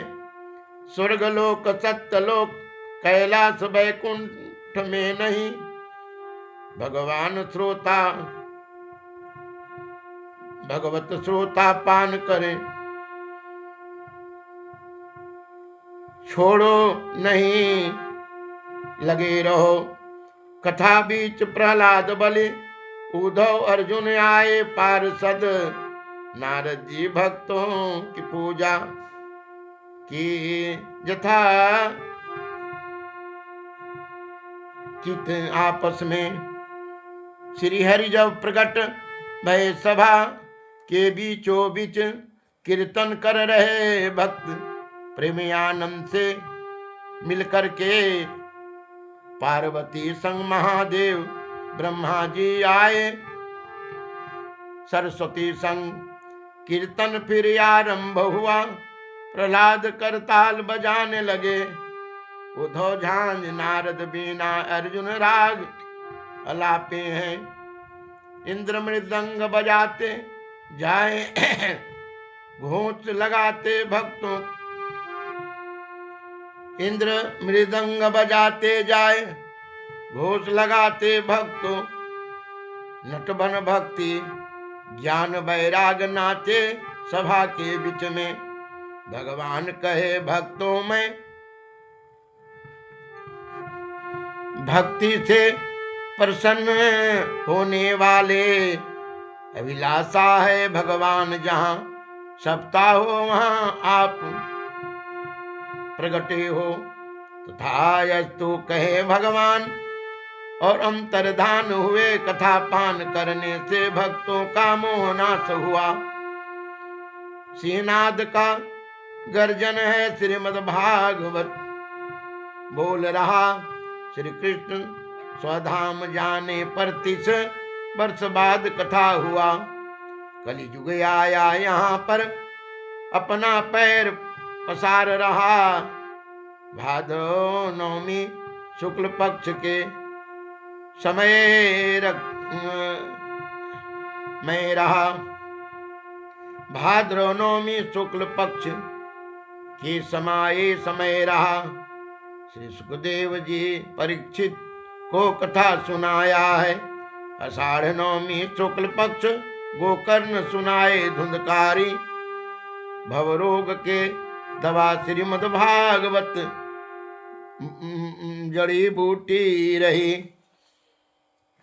पाप नाश मुक्ति देता भक्ति देता तीरथ से बड़ी। यमराज पार्षद से कहते मैं पापी को दंड देता हूँ।